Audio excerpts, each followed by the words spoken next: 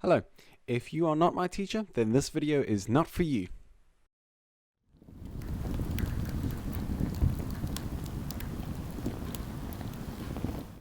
Start recording. Okay, this is my desktop. The first thing I do is go here.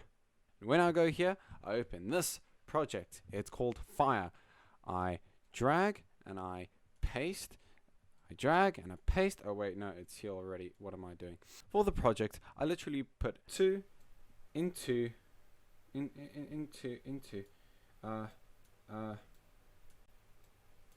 together, and it made this.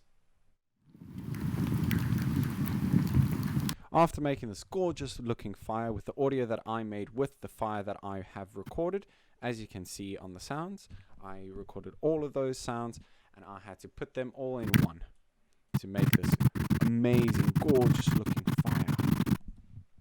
But that's not all.